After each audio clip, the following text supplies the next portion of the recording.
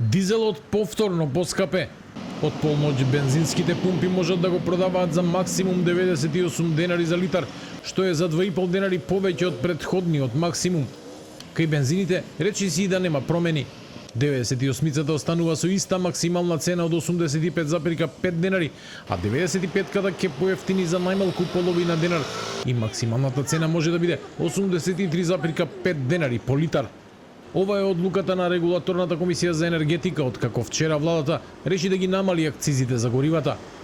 Премиерот Христијан Мицкоски вели дека со вчерашната владина одлука се создадени услови за намалување на акцизите 4 денари за дизелот и 2 денари за бензините. Очекува овие мерки да донесат поевтини цени на бензините во наредниот период. Според него, и покрај сложената состојба на глобалните пазари, не треба да има дополнително покачување на дизелот на дел од бензинските пумпи. Од аспект на количини сме стабилни, имаме доволно количини, тука не треба да имаме никакви стравувања. Зголемена е потрошувачката, зголемен е конзумот, од негде 1,5 милион на ден литри на 2 милиона литри. Имаме притисок на одредени погранични места. Ја продолживме и мерката 18 на 10% ДДВ. Се со цел да го заштитиме стандардот на граѓаните и бизнисите, се разбира. Во меѓувреме, ОКТА продолжи со мерките за ублажување на ценовниот притисок.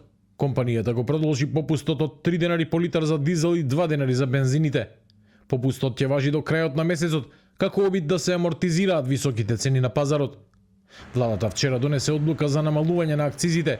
За дизелот тие се намалуваат за 4 денари по литар, за бензините за 2. Одлуката треба да придонесе за намалување на цените и олеснување за граѓаните во услови на растечки трошоци.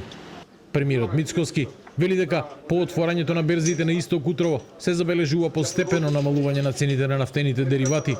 Сепак додава дека клучно ќе биде како ќе завршат денот и неделата, за да се добие појасна слика за идните цени на дизелот и бензините.